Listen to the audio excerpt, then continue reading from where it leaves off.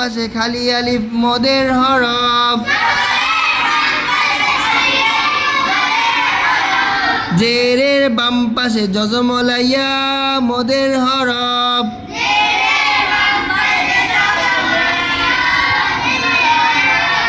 পেশের বাম পাশে জজমলা ওয়াও মদের হরফ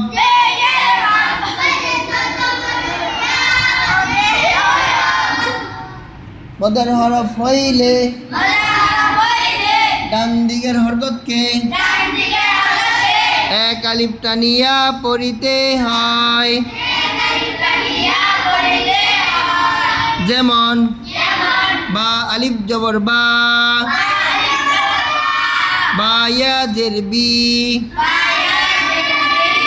বা ওয়াও পেশবু বা বিবু বা বিবু